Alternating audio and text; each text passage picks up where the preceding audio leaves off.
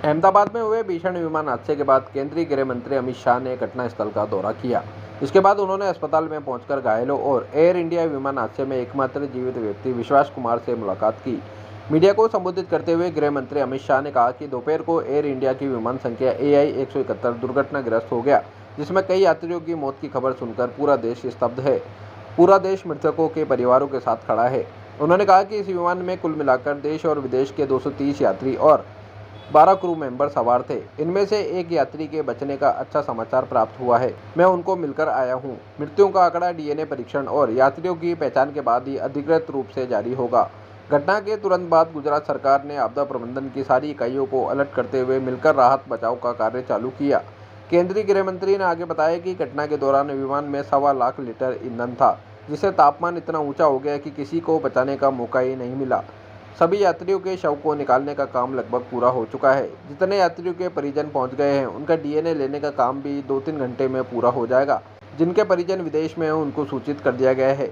यह हादसा देश के लिए एक बड़ा दुखद क्षण है। केंद्र और राज्य सरकारें मिलकर हर संभव मदद कर रही है। इस विमान में कुल मिलाकर 230 यात्री देश के और विदेश के और 12 क्रू मेंबर सवार थे। इसमें से एक यात्री का बचने का अच्छा समाचार मिला है। मैं उनको मिलकर आया हूं। मृत्यु का आंकड़ा तो DNA परीक्षण और यात्रियों की पहचान के बाद ही अथॉरिटी अधिकृत रूप से घोषित करेगी, मगर जो यात्री बचा है उसको मैं मिलकर आया हूं। घटना के तुरंत बाद गुजरात सरकार ने बहुत त्वरा से डिजास्टर मैनेजमेंट की सारी इकाइयों को अलर्ट करते हुए, चाहे हेल्थ डिपार्टमेंट हो, चाहे फायर ब्रिगेड हो, चाहे पुलिस विभाग हो, भारत सरकार की भी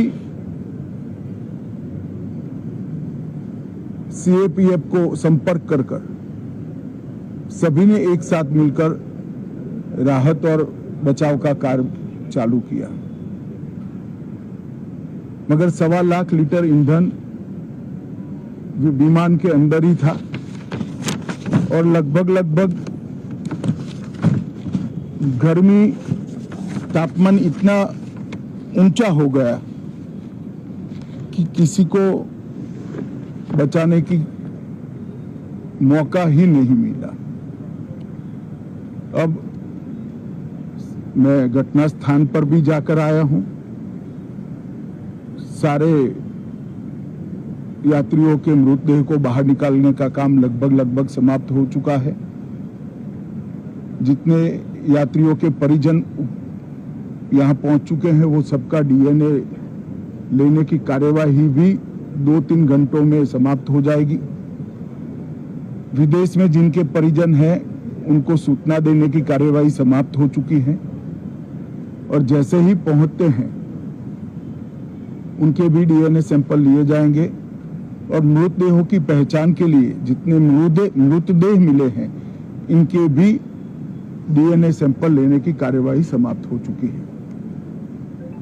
गुजरात में ही लगभग 1000 के आसपास DNA टेस्ट करने पड़ेंगे। ये सभी टेस्ट करने की क्षमता गुजरात में विकसित है, तो DNA टेस्टिंग के लिए कहीं गुजरात के बाहर जाने की जरूरत नहीं पड़ेगी। गुजरात की FSL और नेशनल फॉरेंसिक साइंस यूनिवर्सिटी दोनों मिलकर कम से कम समय में DNA का परीक्षण पूरा करने के बाद